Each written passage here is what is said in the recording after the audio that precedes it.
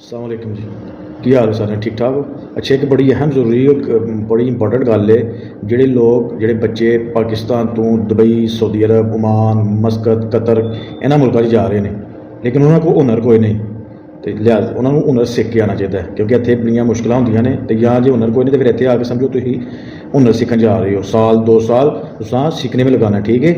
ابھی ریسنٹلی ایک لڑکا آیا سیالکوٹ سے اس میڈیکل شعبے کا وہ ٹھیک ہے بی ایس سی کی ہوئی ہے اور لیبر کے ویزے میں آیا ہوا ہے. تو مجھے کہہ رہا تھا استاد جی میرا کچھ کرو. بھائی اب ہم کیا کر سکتے ہیں, اب تو ہم کچھ بھی نہیں کر سکتے. لہذا جب بھی آؤ پہلے کم از کم جو ہے نا وہ متعلقہ اپنا آپ کی جو ریلیٹڈ فیلڈ ہے اس میں آؤ ٹھیک ہے.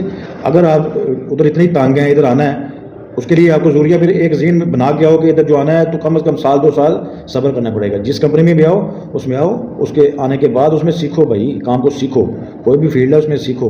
اگر مثلا کوئی کنسٹرکشن کی بلڈنگ میں کمپنی میں آ رہا ہے ادھر آ کے سروے کے ساتھ کام سیکھو. ادھر کوئی اور کام ہوتے ہیں سول کا کام سیکھ لو, کوئی پلمبر ہے اس کا پلمبر کا کام سیکھ لو, الیکٹریشین کا کام سیکھ لو. کچھ نہ کچھ سیکھو بھائی. سیکھنے کے بنا ادھر کچھ بھی نہیں ملے گا. ٹیکنیکل بندے کی ادھر ویلیو ہے, نان ٹیکنیکل بندے کی عزت بھی نہیں ہے.